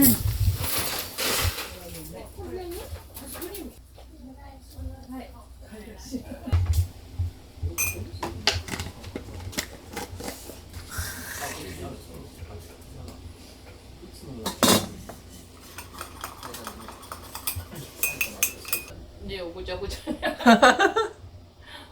いや、いいじゃないですか。毎日笑顔でね、一日大切にとか張り紙してる。笑顔が一番よね。まあ大きな顔しとったら誰も入ってこんわ。やっぱり笑顔が一番ね。でこうして一対一で喋ってくれるから嬉しい人もおる。嬉しい。でもこういう店今頃ないって。ない。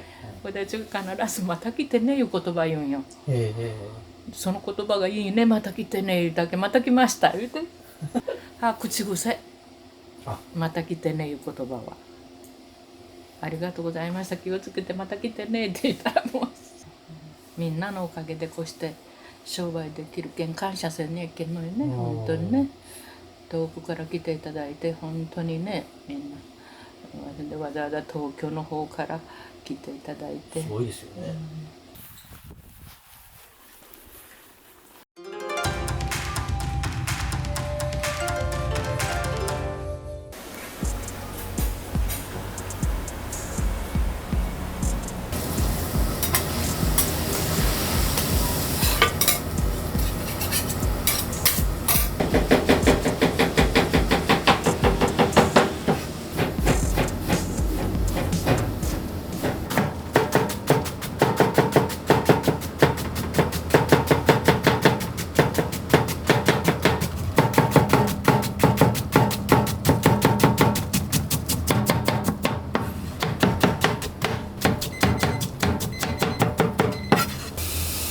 お店は今どのくらいやられてきてるんですか？今23年目に入って23年。マスター今おいくつなんですか？65歳じゃないけど65過ぎた。65過ぎ。畑もやってるとかすごい元気ですよね、タフですよね。いやいやそうでもないんですけど、まあ趣味の範囲で今畑にあるのはじゃがいもと玉ねぎと、レモン作るんですよね。レモンいいですね。みかんを今日ね。そうね。これからじゃがいも玉ねぎだろうな。夏場だったらこうきゅうり。お店でも食べれるんですか、お客さんが？メニューにないよ。メニューないです。全部サービス。サービスなんです。優しい。そば一つ入れちゃって。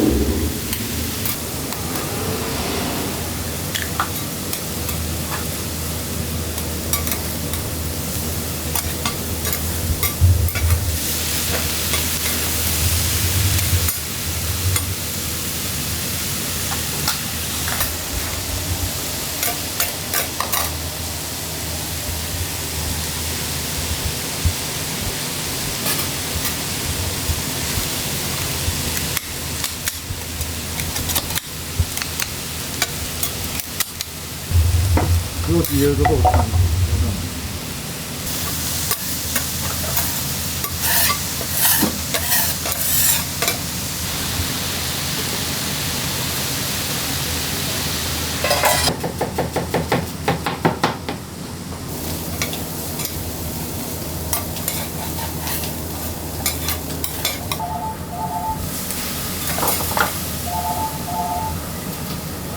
はい、タイちゃんです。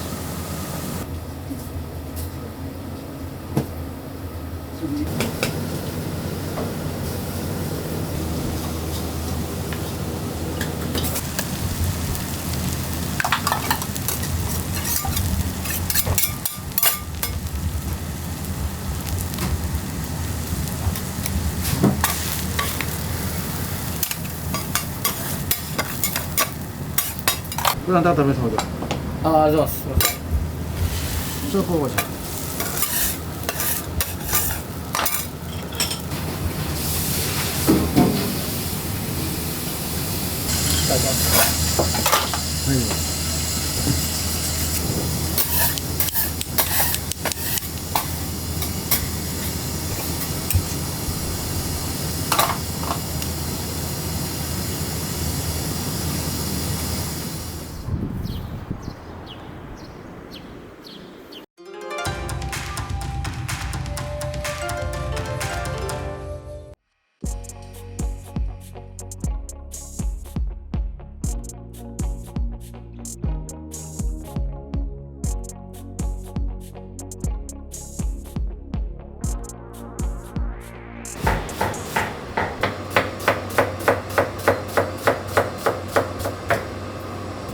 水分が多いんでちょっと厚めには切ってるんですけど、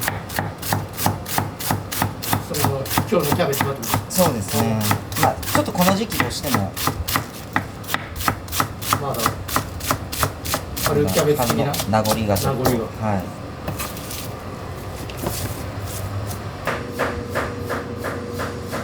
い、洋食をやってまして、はい、ずっと料理はもう20歳、18歳からずっとやってるんですけど、はい、お好み自体は本当2年前に、はいはい、いわゆるお好み焼きと鉄板焼きっていう形でやらせていただいてたんですけど、はい、お客様から、せっかくさっきおっしゃっていただいて洋食をずっとやってたんで、そういったなんか料理をやってみてもいいんじゃないかとか、食べてみたいなとかあったので、始めさせていただいたんですけど、それが今すごく売りになっているというか、夜の方がなんかもう鉄板料理で締めでお好み焼き。そうですね、夜はそういうイメージの方が当然お好み焼き食べに来られるお客様も当然いらっしゃるんですけど、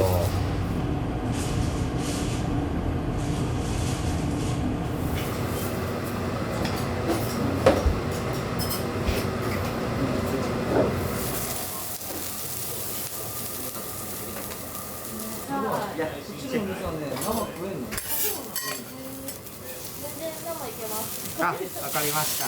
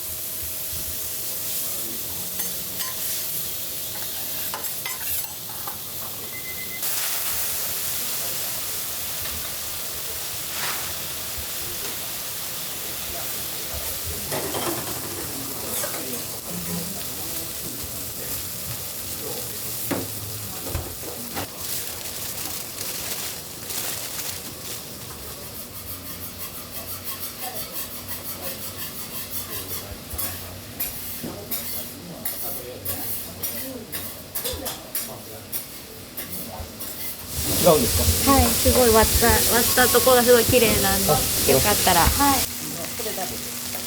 の人がダブル。すごい。なんか今日は賑やかなんですね。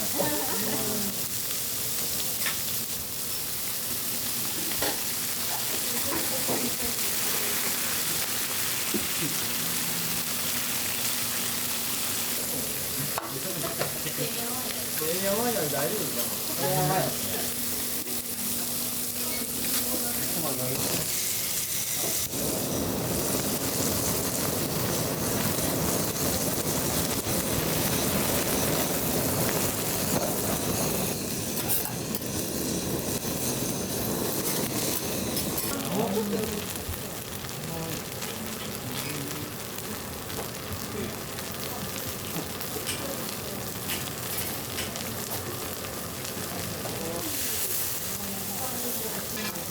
めっちゃうまそうですね。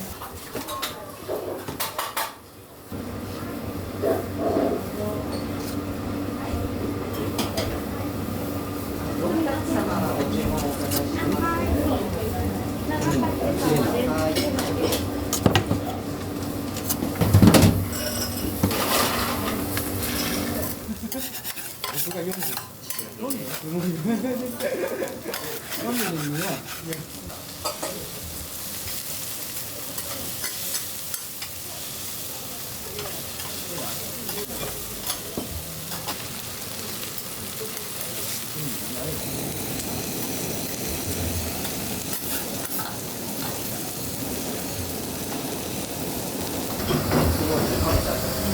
めっちゃ美味しいです。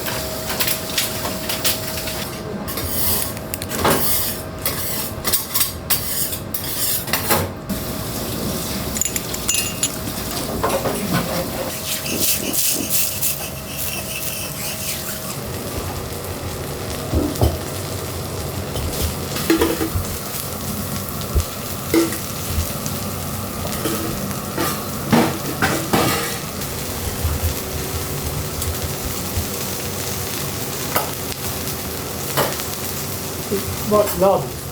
あ、ラードです。はい。香り付けです。香り付け。はい。北製麺所さんっていうところの麺で、卵麺に。は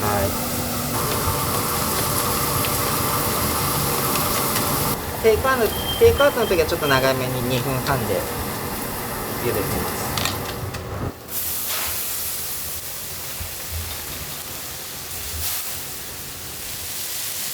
もちょっと食感残したいので後から入れてますが、これは黒瀬町っていうところから仕入れてる卵になります。これぐらいのイメージで、はい、そこまでパリパリ、そこまでパリパリではない感じ。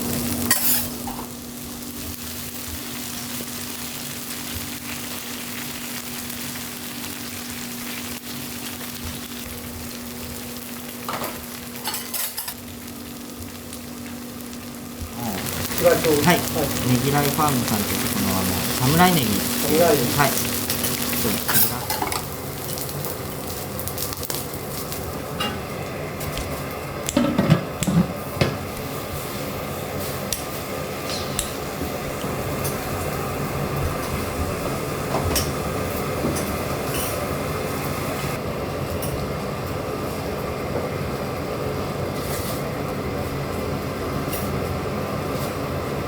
恥ずかしい。恥ずかしいですか？これ一番恥ずかしいです。これは大丈夫。それは大丈夫。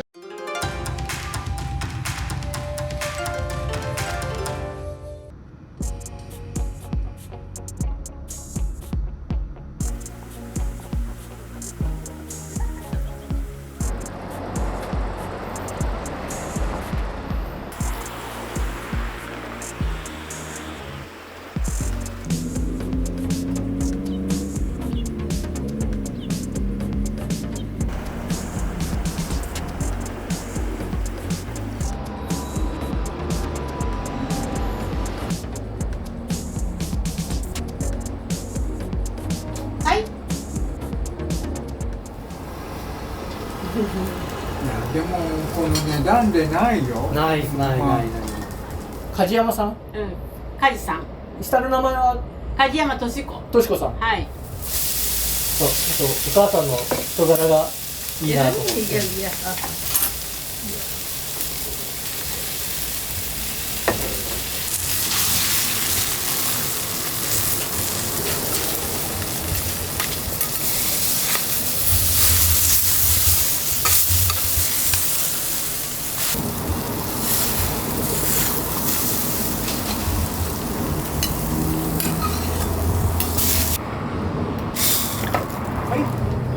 どうぞ。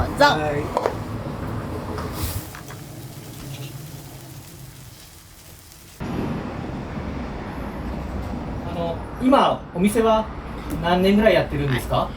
私はね、昭和40年の2月から始めたからね。すごい覚えてるんですね。2月分かってるよね。58年。58年。すごい。表彰されてたりしますね。そうね、長いけ使ってるから。5年ずつに。まあ私も来てくださる人お客さんはねですからね、だからそうだし取材したらまた来てくれてる人がほとんど、あれでしょうね、美味しいを思ってくれてるんでしょう、早いしできるのが。確かに早かったでしょ、早いでしょ。コツがあるんですか？なんかいやコツがあるわけじゃないけど、まああれが温度が高いのか。温度が高いし、鉄板小さい。小さいから火が。場所はね変わらんわけじゃないんですけどね、ここ主人の敷地なんですが、だけど3回58年のうちには3回変わっていうのが、2回目の時は道路に取られたからね、店を今の緑地帯ね、そこに原爆のどさくさに紛れてから全部家が建っとったんですよ。でお店屋さんがいろんなお店屋さんがね建てたのが緑地帯に返すために移動してなきゃいけないって、その中にお好み屋さんもあったんだけど、戦後建てた家にね4畳半一間足して、そこで子供がその前の年の39年のオリンピックの年にね、男の子が生まれとったんですよ、赤ちゃんを連れて始めたいうのがね、あと主人の弟と私は同い年ということで、その弟がやってみたらどういうふうな言ってくれたからね、でまあ子供も生まれとったから弟と妹がよう面倒見てくれて、でやりだしたんですよ、私らは被爆してね、で私も母親がその時亡くなって、主人も母親が同じように亡くなって、で親の後ろだっていうのがないから、私らが頑張ってその子供を、お好み焼き屋さんも繁盛しとったんですよ、工事が。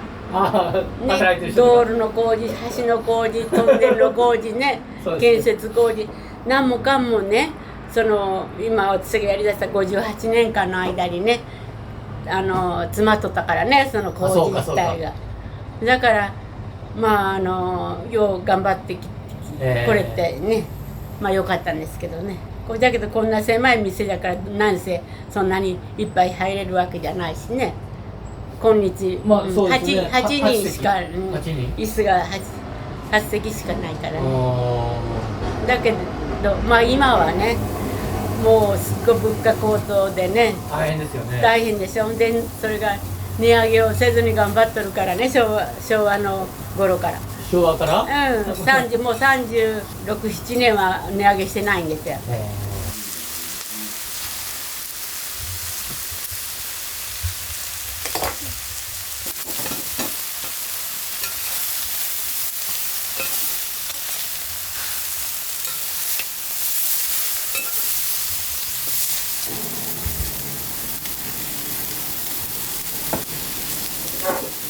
待ってね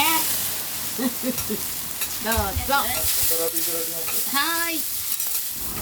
母さん今何歳なんですか？ちょっと質問があります。昭和16年の5月31日生まれだからね。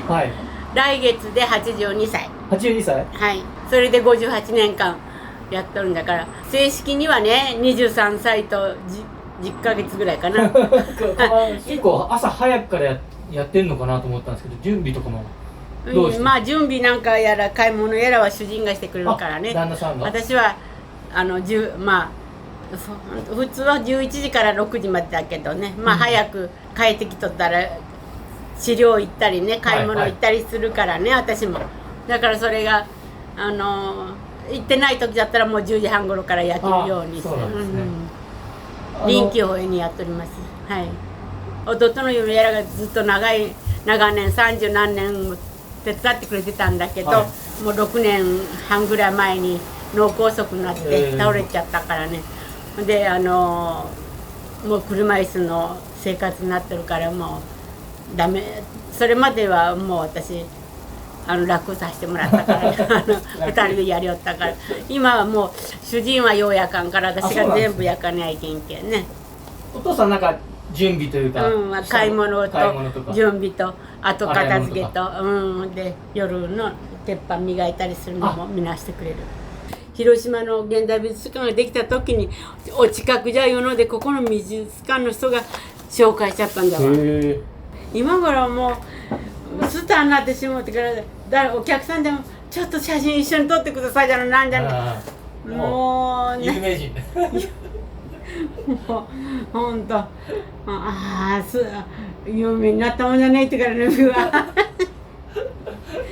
もういやだからご要望に応じるんですよね。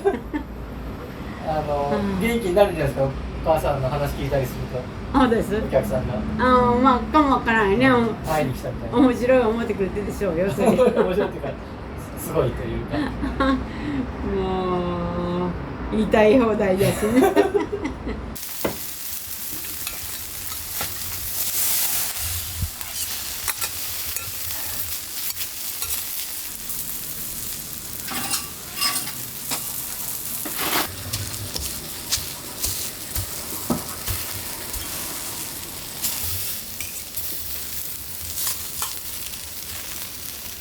赤ちゃん右？赤ちゃん右。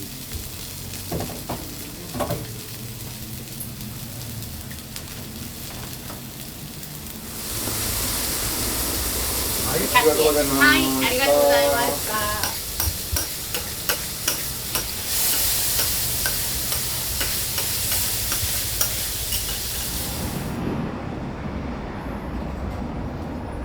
原爆いうのはね、4歳であったらね、親の顔も覚えてないしね、それ年頃になった人だったらもうみんな悲惨ないで皮膚が垂れて歩き落ちちゃったの見たり、そういうあれは全然ない。記憶がない。記憶がない。広島市にはいたの？いたんですよ。直接被爆ですよ。自分が爆心地から近いところ、ここよりかもっと 1.2 キロの 1.2 キロがだからね、近いんだけどそういう記憶がない。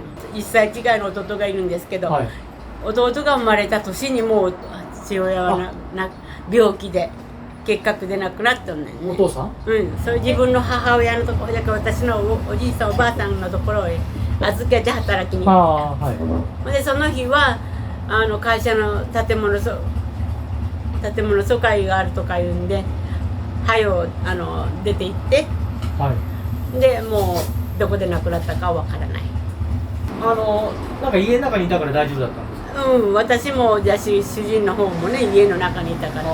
出会いいうのはだからね、主人との出会いいうのは、例のその精神親、精神養子精神親いうの精神親っていうのは一緒に暮らすわけじゃなくて、一緒に暮らすんじゃない、援助してくれて気持ちってことですね。精神的にもね、物質的にも心のつながりというか、まあクリスマスなんかにはプレゼントくださったりとかね、まあ人それぞれじゃけどね、形がありますよね。まあありがたかったですね、そりゃ。今から考えてもね、そりゃ。なんでね値上げをしないか言ったら、私らが子供の時にその原爆にあって親が亡くなって、その後ね精神親とかいう制度がちょうど私ら救われて、でいい思いをさせてもらって今日があるからね。そういうことだったんです。でまあ主人が定年した時からね、まあ値上げせずに頑張ってみよういうふうにね頑張りだしたんですけど、このあまりにも今ねでさっきのような感じになって、あれ資金箱も作ってくださったりしてからまあなんとか頑張っております。皆さんのね熱いお気持ちを汲んで私も治ったらまたやりだしたんですが、やりだしたら楽しいしね、やっぱり。はいだからもうくたばるまでやらねしょうがないと思って。